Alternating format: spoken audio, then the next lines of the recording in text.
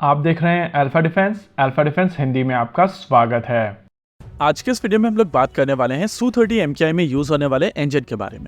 इस point of time पर Russia अपने सुखोई 30s को SM-2 स्टैंडर्ड्स पर अपग्रेड कर रहे हैं। इस अपग्रेड का जो सबसे इंपॉर्टेंट एस्पेक्ट है वो है AL-41 engine. Baseline Sukhoi 30s में AL-31 इंजन का प्रयोग किया जाता है, लेकिन सुखोई 30s जब SM-2 स्टैंडर्ड्स पर अपग्रेड कर दिए जाएंगे तो इनकी पावर रिक्वायरमेंट बढ़ जाएगी और इसी रिक्वायरमेंट को एड्रेस करने के लिए AL-41F1S इंजन का प्रयोग किया जा रहा है। प्रैक्टिकली यही इंजन Su-35 में भी यूज किया जाता है और पब्लिकली अवेलेबल डेटा के हिसाब से इसका मैक्सिमम थ्रस्ट 142 किलोन्यूटन से ज्यादा है। वहीं दूसरी ओर अगर भारतीय वायुसेना के Su-30 MKI की बात की जाए तो इनमें AL-31FP इंजन का प्रयोग किया जाता है और पब्लिकली अवेलेबल डेटा के हिसाब से ये 122 किलोन्यूटन तक का थ्रस्ट जनरेट करने में सक्षम है। हालांकि ये थ्रस्ट नंबर्स एडवर्टाइज नंबर्स है और एक्चुअल नंबर थोड़े डिफरेंट हो सकते हैं। देखिए, आर्किटेक्चर के हिसाब से दोनों AL-31 और AL-41 सिमिलर इंजन है, लेकिन इनकी मेटलर्जी कम्प्लीटली डिफरेंट है। इम्प्रूव्ड मेटलर्जी के चलते AL-41 ना ही केवल हल्का है बल्कि ये ज्यादा थ्रस्ट भी जनरेट कर सकता है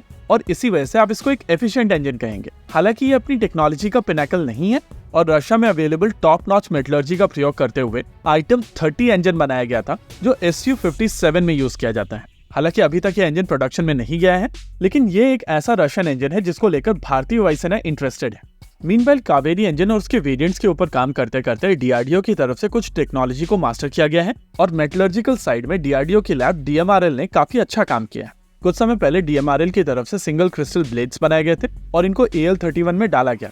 रिपोर्ट सजेस्ट कर रही है कि इनकी परफॉर्मेंस काफी बेहतरीन रही है और इसी वजह से अब HAL और DRDO की तरफ से ब्रह्मोस मॉडल को फॉलो करते हुए AL-31 इंजन को पूरी तरीके से इंडिजिनस कंपोनेंट से सब्स्टिट्यूट करने की कोशिश की जा रही है। इसी कोशिश को बल देने के लिए भारत सरकार की तरफ से एक टेस्ट बेड अप्रूव की गई है, जहां पर इंडिजिनस कंपोनेंट्स के साथ में एक AL-31 इंजन को टेस्ट किया जाएगा और कंटिन्यूअसली इसको इंडिजिनस कंपोनेंट से सब्स्टिट्यूट किया जाएगा।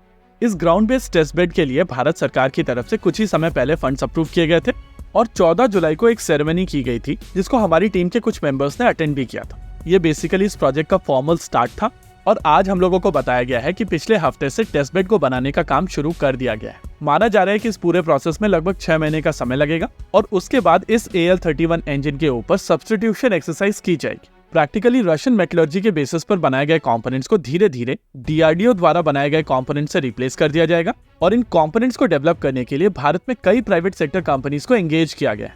इन सभी कंपनीज को नई टेक्नोलॉजी देने की कोशिश की जा रही है और मैन्युफैक्चरिंग असिस्टेंस HAL द्वारा दिया जा रहा है, यानी कि DRDO और HAL दोनों मिलकर इस इंजन के चारों तरफ देश में एक इकोसिस्टम बनाने की कोशिश कर रहे हैं और उसके लिए उन्होंने बीज डालना शुरू कर दिया है।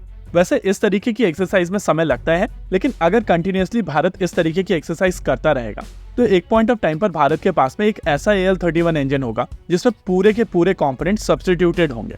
इसी मॉडल का प्रयोग करते हुए चाइना की तरफ से अपने इंजन प्रोग्राम्स को डेवलप किया गया है और क्योंकि भारत कावेरी प्रोग्राम के ऊपर ऑलरेडी काम कर रहा था, इस वजह से भारत के पास में ज्यादा बेहतर अपॉर्चुनिटीज होंगी। वैसे भारत की तरफ से ये एक्सरसाइज सुखोई अपग्रेड के दौरान की जा रही है, जहां पर पहले फेज के दौरान 80 एयरक्राफ्ट को अपग्रेड किया जाएगा, लेकिन वहां पर इंजन अपग्रेड स्कोप में नहीं है। फेज 2 के दौरान ये इम्प्रूव्ड इंजन यूज किए जाएंगे और फिर उसके बाद के फेजेस के दौरान इंडिजिनस कंपोनेंट को फर्दर बढ़ाने की कोशिश की जाएगी। आइडिया है कि धीरे धीरे करके इन 200 एयरक्राफ्ट को नए इंजन दिए जाएंगे और फिर ये फेज 1 के 80 सुखोइस को नए इंजन देने की एक्सरसाइज शुरू की जाएगी। इस पूरी सिचुएशन में दो इंपॉर्टेंट चीजें हैं। यहाँ पर भारत अपने सुखोई 30s के लिए इंजन को इम्प्रूव कर पाएगा, साथ ही साथ दूसरे इंजन प्रोग्राम से जो भी टेक्नोलॉजी आएगी उसको यहाँ पर इनकॉर्पोरेट किया जा सकेगा। ओवरऑल अभी के लिए ये प्लान काफी शानदार दिख रहा है, लेकिन ये कैसे इम्प्लीमेंट होता है उसके ऊपर काफी कुछ डिपेंड करेगा। इसी के साथ आज के इस वीडियो में रखते हैं केवल इतना ही। वीडियो को अंत तक देखने के लिए धन्यवाद। देखते रहिए अल्फा डिफेंस। जय हिंद।